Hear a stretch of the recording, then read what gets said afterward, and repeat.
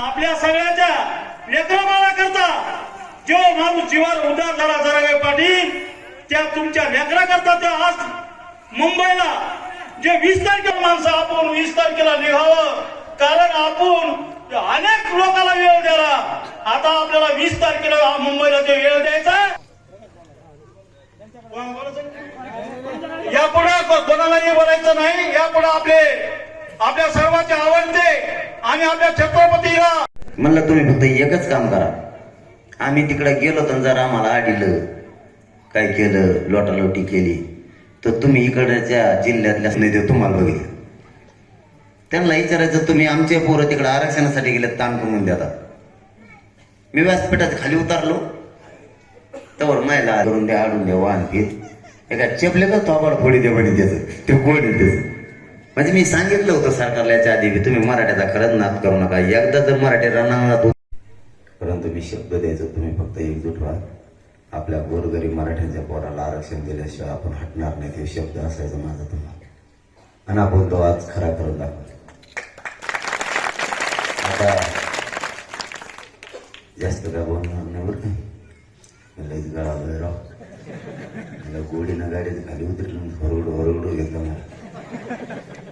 हो ना, एक तर एकाने माझ्या पायाचा कार्यक्रमच केला. हो ना, त्याच्यात मी तुमच्या भराशावर उतरलो, तुम्ही लय भरगड मला. कोणी कुठं भरगडी ते माझ्या पायात तर काय तुम्ही बळच चुलं तिथं राहिलो. पण असं उतरायला लागल्यासारखं सणाट आणलं मला इकडे. ते काल एक आलं, कोणाचं होतं कोणाला माहिती, ते टाकलेली ती का येडपट सगळा. त्याच्या पायात अशी टप्पू चप्पल होती. ते काना माझ्याकडे फोटो काढायला आला. त्याचा असं जोरात पाय लागला मग अर्ध नकच उडलं. ते इतकं टप्पू होतं त्याला मी लय लुटीलं, पण ते मला हल्लत नाही. तसं केलं तुम्ही मला आता. म्हणजे उतरा आम्हाला गावात यायला घालायचं. मी उतरलो बऱ्याचशावर म्हणलंय माझ्या अंगावर नाही येऊन द्यायची कोणाला. हेच मला लुटू लागले, जे तर साखळे करायला होते तेच, बाकीचे तर लांबच राहिले. आता जवळ आली आरक्षणाची विजयाची लढाई. तुरण टेकाना तो कुठं टिकीत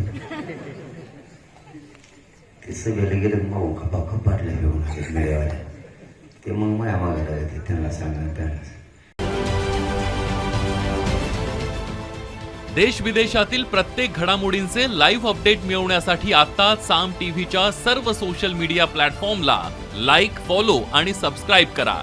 तसंच सर्व नोटिफिकेशनसाठी बेल आयकॉन प्रेस करायला विसरू नका.